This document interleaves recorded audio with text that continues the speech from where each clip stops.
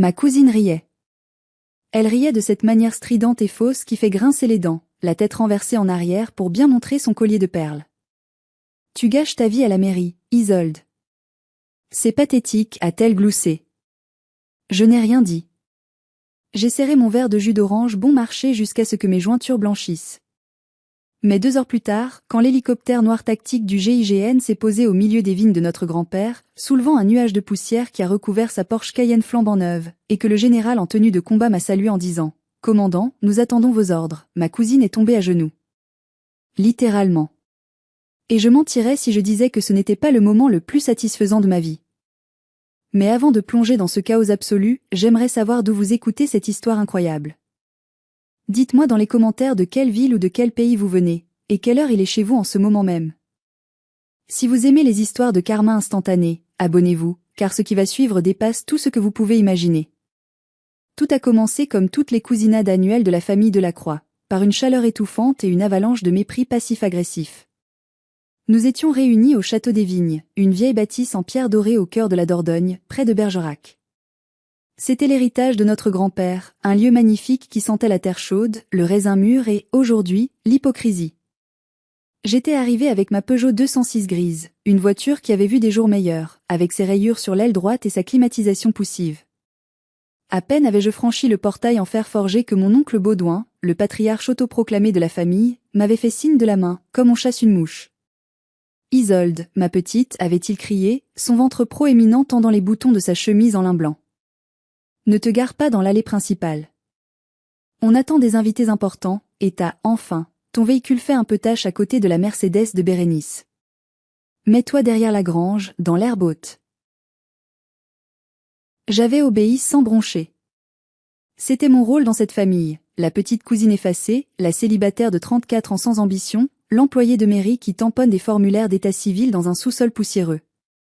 Du moins, c'est ce qu'ils croyaient tous. C'est le mensonge que j'avais soigneusement construit depuis 10 ans pour protéger ma véritable identité.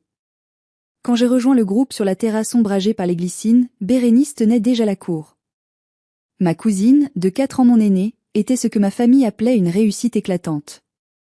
Elle possédait une chaîne de spa de luxe à Bordeaux, avait épousé un chirurgien esthétique, absent aujourd'hui, comme d'habitude, et ne manquait jamais une occasion de rappeler le prix de ses possessions.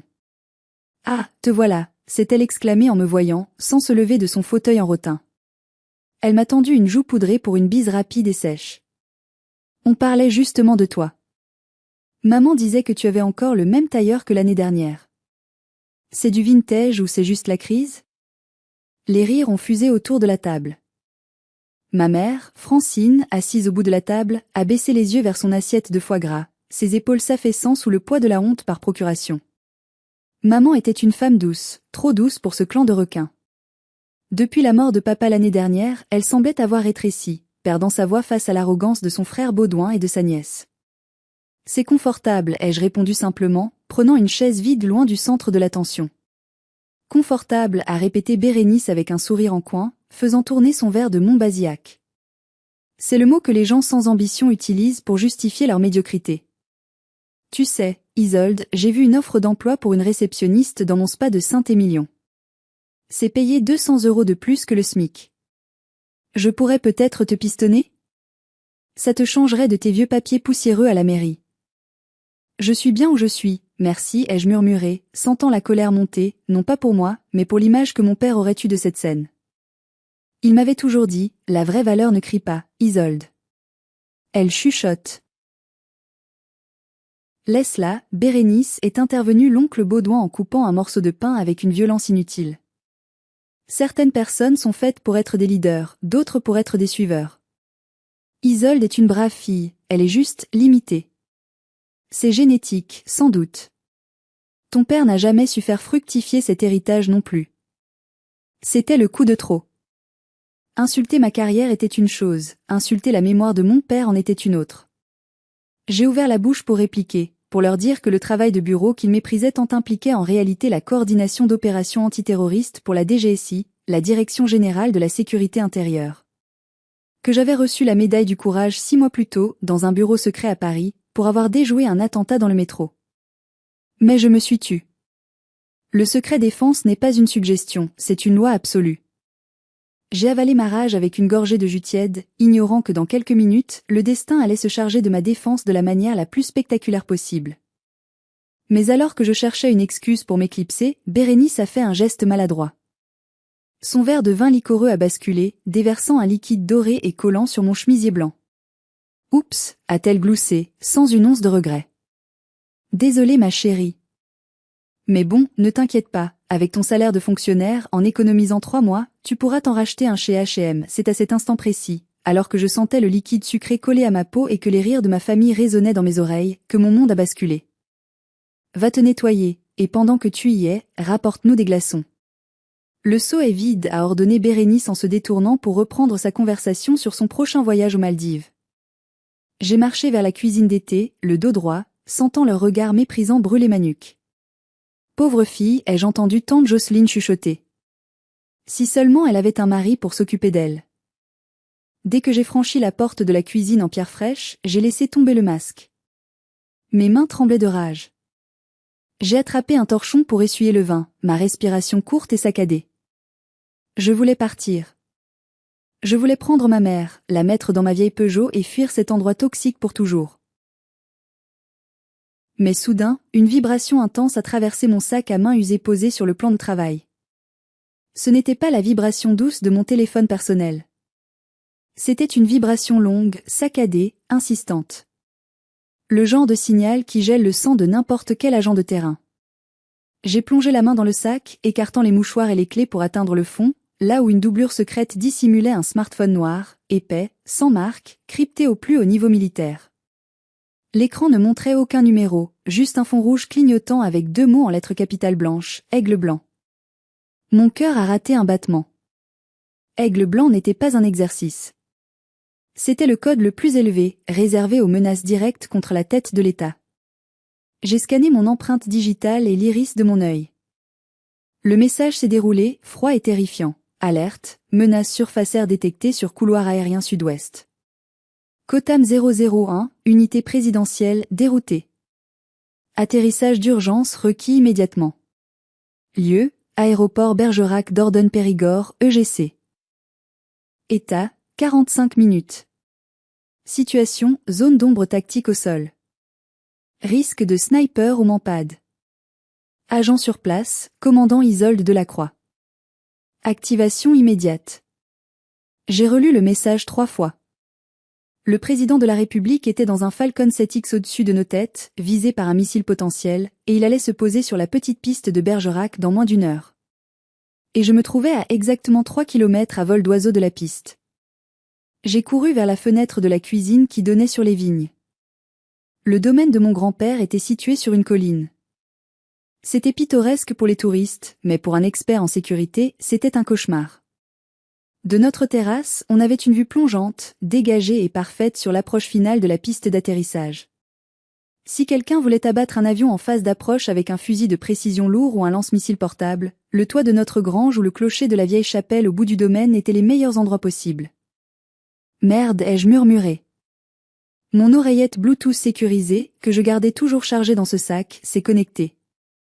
La voix du directeur des opérations à Paris a résonné directement dans mon oreille, sans préambule. Commandant Delacroix, vous me recevez? 5 sur 5, directeur, ai-je répondu, ma voix changeant instantanément. Fini la cousine timide. C'était la voix qui avait négocié avec des preneurs d'otages et dirigé des assauts. Vous êtes notre seul actif fiable dans la zone immédiate. Les équipes du GIGN de Bordeaux sont en route par hélicoptère, mais ils sont à 20 minutes. L'équipe de protection rapprochée au sol est minimale. Nous avons des renseignements indiquant qu'une équipe de frappe hostile est déjà en position dans votre secteur. Votre domaine familial est le point stratégique le plus dangereux. Je suis sur place. Je confirme visuel sur le secteur nord de la piste, ai-je dit, scannant l'horizon. Isolde, écoutez-moi bien, la voix du directeur était grave. Vous devez sécuriser le périmètre immédiat. Si le président tente d'atterrir et qu'il y a un tireur sur votre colline, c'est fini. Vous avez carte blanche. Neutralisez toute menace. Et pour l'amour de Dieu, faites évacuer les civils. S'ils restent sur la terrasse, ils sont des dommages collatéraux potentiels ou pire, des boucliers humains. Compris, ai-je dit. Mes directeurs, les civils, c'est ma famille. Alors vous savez à quel point ils sont en danger. Vous avez 40 minutes avant l'atterrissage. Bonne chance, commandant. La ligne a coupé. J'ai regardé le seau à glace vide dans ma main.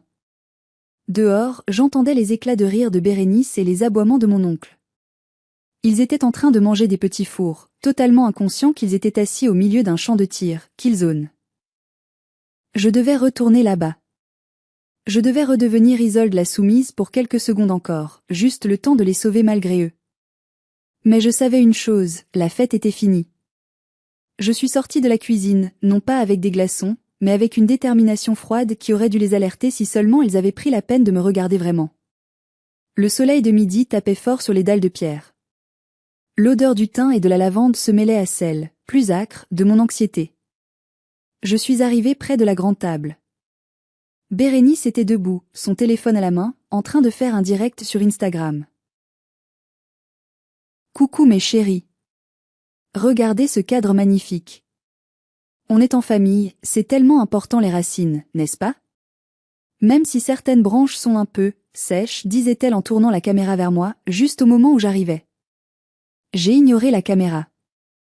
J'ai posé mes mains à plat sur la table, renversant un verre d'eau. Le bruit a fait sursauter tout le monde. Écoutez-moi tous, ai-je dit, ma voix projetant une autorité qu'ils ne m'avaient jamais connue. Nous avons un problème grave. Il y a une fuite de gaz majeure sur la canalisation principale qui passe sous la colline. J'ai senti l'odeur près de la grange. C'est extrêmement dangereux. Nous devons évacuer la terrasse immédiatement et nous rendre dans la cave à vin souterraine. Les murs sont épais, nous y serons en sécurité le temps que les secours arrivent. C'était le meilleur mensonge que j'avais pu improviser. Rapide, plausible, urgent. Pendant 3 secondes, il y a eu un silence. Oncle Baudouin a froncé les sourcils, une fourchette de melon en suspens vers sa bouche. Ma mère a commencé à se lever, l'inquiétude marquant son visage. Puis, Bérénice a éclaté de rire. Un rire cruel, incrédule. Une fuite de gaz? Ici? En plein air? Elle s'est tournée vers son téléphone, parlant toujours à ses followers invisibles. Vous entendez ça? Ma cousine la fonctionnaire essaie de se rendre intéressante. Elle invente une catastrophe pour gâcher ma fête. Ce n'est pas une blague, Bérénice, ai-je crié. Baissez-vous et allez vers la cave. Maintenant. Ne me donne pas d'ordre, petite, a rugi l'oncle Baudouin en se levant, le visage rouge de colère et de vin. Tu crois qu'on est stupide? Tu es jalouse parce que personne ne s'intéresse à toi, alors tu inventes des histoires. Une fuite de gaz. Et pourquoi pas une invasion extraterrestre? Isolde, assieds-toi et arrête de te donner en spectacle, a ajouté tante Jocelyne en remettant ses lunettes de soleil. Tu fais peur à ta mère pour rien. J'ai regardé ma mère. Elle était retombée sur sa chaise, tiraillée entre la peur et l'habitude de se soumettre à sa famille. Isolde, chérie, a-t-elle murmuré. S'il te plaît, ne gâche pas tout. Je sentais le temps s'écouler comme du sable entre mes doigts. 35 minutes. Si je ne les bougeais pas, ils allaient être au milieu d'une fusillade potentielle. Mais leur arrogance était un mur plus solide que le béton armé. Je suis sérieuse, ai-je insisté, m'approchant de mon oncle. J'ai appelé les services d'urgence. Ils sont en route. Si vous ne bougez pas, je devrais... Tu devras quoi? M'a coupé Bérénice, s'approchant de moi, le téléphone braqué sur mon visage. Tu vas nous mettre une amende? Tu vas nous tamponner le front avec un refus administratif? Regardez-la, elle tremble. Elle est pathétique. À ce stade de l'histoire, je dois vous poser une question. Si vous étiez à ma place, face à une famille qui vous humilie alors que vous essayez de leur sauver la vie, qu'auriez-vous fait?